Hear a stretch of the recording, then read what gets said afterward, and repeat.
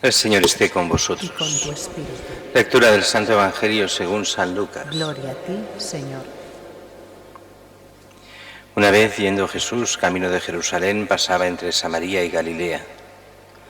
Cuando iba a entrar en una ciudad, vinieron a su encuentro 10 hombres leprosos, que se pararon a lo lejos y a gritos le decían: Jesús, Maestro, ten compasión de nosotros.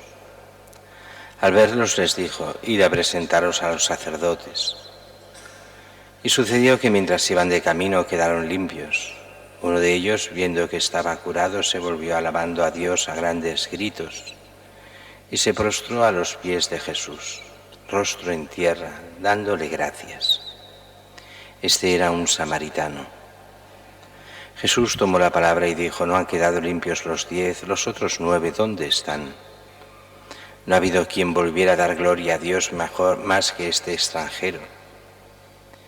Y le dijo: levántate, vete, tu fe te ha salvado. Palabra del Señor.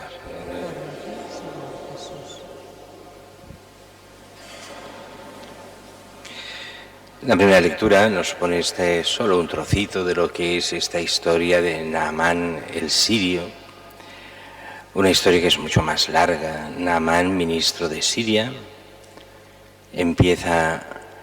se da cuenta de que empieza a tener unas manchas, todavía no es visible para los demás, pero se da cuenta de que es leproso. ¿Qué hacer?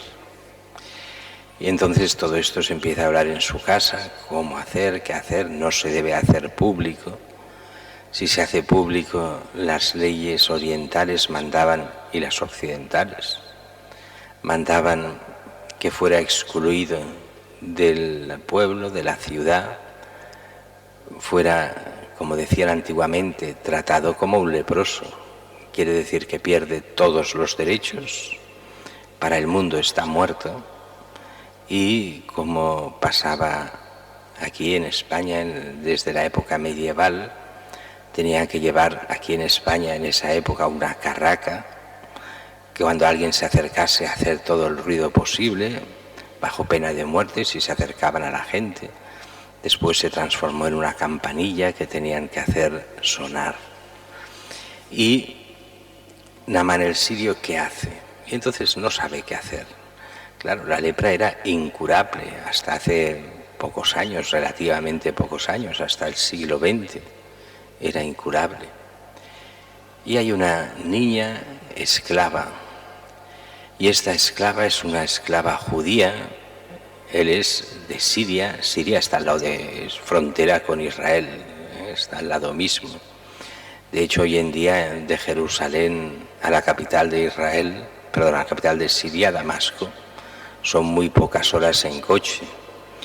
Se va de sobras, el mismo día se va y vuelve y se hace lo que haga falta en la capital, en una u otra.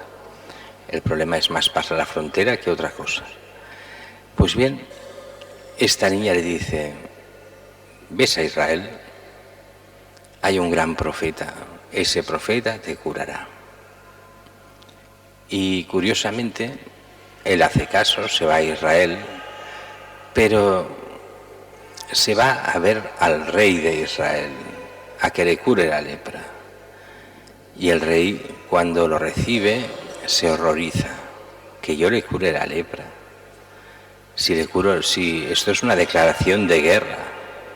Esto es, claro, yo no puedo curarlo, y con que no lo voy a curar, esta es la guerra. Y ante Siria, que era la gran potencia del momento, era como, para entendernos, Israel era pequeño, como un país pequeño centroamericano delante de Estados Unidos, y que Estados Unidos venga y te diga esto: declaración de guerra, aquí nos invaden. Pues también pasa lo mismo.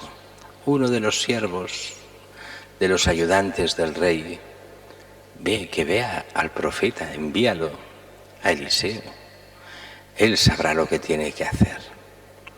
Eliseo era enemigo del rey, o el rey más que nada enemigo de Eliseo, más que Eliseo enemigo del rey, pero así todo lo hace para sacárselo de encima. Y lo envía a Eliseo. Y pensemos que estamos en Oriente, Siria, Damasco, esas civilizaciones antiguas donde los ricos vivían realmente de ricos, también hoy por allí todavía más, pues se va a encontrar Eliseo y piensa encontrarse un palacio, piensa encontrarse un hombre con grandes vestidos, rico, que le haga como una especie de pases mágicos y lo cure. Y se presenta donde está Eliseo, y Eliseo vive en una cueva, andrajoso, en medio de harapos, con un sirviente que le ayuda en las cosas. Sale el sirviente ante Naamán y le pregunta: ¿qué quieres? Vengo para que me curen de la lepra, soy tal y cual. Entra el servidor, habla con Eliseo, sale el servidor y le dice: baja al Jordán, lávate 7 veces. Y no ve ni a Eliseo, el ministro de Siria. Y se enfada. Yo pensaba que me haría esto y lo otro y tal, y me envía aquí a bañarme en el Jordán, una porquería de río, pero ¿qué se ha creído si nosotros tenemos el gran río, el Éufrates? Eso sí que es un río y no esta cosa que es el Jordán. Y entonces lo mismo, otro sirviente que lo apacigua y le dice: pero no te das cuenta, ¿verdad que si te hubiera pedido una cosa difícil, la habrías hecho? Te pide una cosa simple, fácil, bañarte 7 veces aquí mismo en el Jordán, pues hazlo. Y al otro se convence, lo hace y se cura.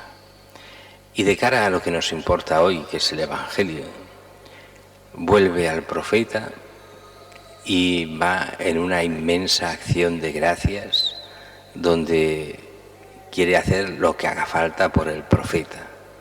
Y le hace entender el profeta que no es a él que ha de darle ni oro ni plata, ni dejarlo bien, ni grandes regalos. Lo único que quiere es que crea en aquel que lo ha curado, que no es el profeta, que es Dios, y que pase a ser siervo de Dios. Y así lo hace, y se lleva tierra de Israel como signo del Dios de Israel para poderlo venerar toda su vida. En el fondo, los milagros son signos de la acción de Dios para que seamos suyos. Y viene el Evangelio, y el Evangelio es lo mismo. Aquí hay estos 10 leprosos que se presentan ante Jesús y se presentan de lejos. Jesús está entrando en un pueblo, ellos están fuera. Un leproso no podía entrar en un pueblo bajo pena de muerte. Así que desde lejos le gritan: Jesús, Maestro, ten compasión de nosotros. Y entonces Jesús da una frase que para nosotros puede parecer extraña, pero para los leprosos estaba clarísima. Les dice: id y presentaos a los sacerdotes.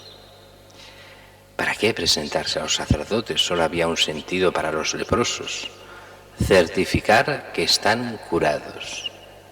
Y por el camino se dan cuenta de que están curados. Y dice que solo vuelve uno a dar gracias a Jesús. Los demás pasan, no quieren saber nada. Solo uno, y además es un extranjero, como Naamán, el sirio. Este es extranjero, es samaritano. Había como un odio, antipatía entre judíos y samaritanos. Y este samaritano vuelve a dar gracias a Jesús. Y Jesús le dice: vete, tu fe te ha salvado. Esta fe en Jesús. Jesús, el único Señor, el único Salvador. Seguro que en ese momento él no sabía que era el Hijo de Dios, pero sí vio que tiene todo el poder de Dios, que hizo milagros en él. Y aquí el gran problema está también en nosotros. Jesús hoy hace milagros, muchísimos. Y muchos milagros ni nos damos cuenta. Esto es como los niños pequeños, que no saben la cantidad de veces que sus padres les han salvado del peligro y han hecho por ellos muchísimas cosas y no lo ven. Ellos lo encuentran todo normal, no ven lo que hacen los padres. Y cuando van creciendo no son conscientes de lo mucho que los padres hicieron por ellos. Pero sin embargo, llega el momento en el que también los cristianos tantas veces pedimos, cristianos y no cristianos, aquí en la iglesia es muy común verlo los días de cada día, la cantidad de gente que entra para hacer sus peticiones a Dios. No serán gente practicante, a veces habrá fe y a veces será una mezcla de superstición en algunos, pero entran y se van a una imagen o al Santo Cristo, donde sea, y se nota una serie de peticiones, a su estilo, a su aire, a su forma. Muchas de ellas se cumplen, otras no. ¿Cuál es la mentalidad común de la gente cuando se cumplen? Claro, es que tenía que ser así. Cuando no se cumplen, muchas veces enrabian contra Dios. ¿Qué se ha creído? Si se cumplen, no es gracias a Dios, es gracias a ellos. Y qué pocos son los que dan de verdad gracias a Dios. Por eso, en el fondo, la Eucaristía, ¿qué es? Es un dar gracias a Dios. Es la acción de gracias a Dios por todo lo que ha hecho. ¿Y qué ha hecho? Pues, en principio, unos signos, unos milagros que son signos de lo que nos espera. Ha curado muertos, sacado al diablo de tanta gente, ha curado enfermos, como decía, ha resucitado muertos. Pero estos milagros son signos de lo que nos espera. Aquel que crea en Él, que lo siga, que lo ame, sabe que Dios le dará la vida después de la muerte, le da la resurrección, el perdón de los pecados, la curación de toda enfermedad y la felicidad eterna que es el mismo amor a Dios nuestro Señor.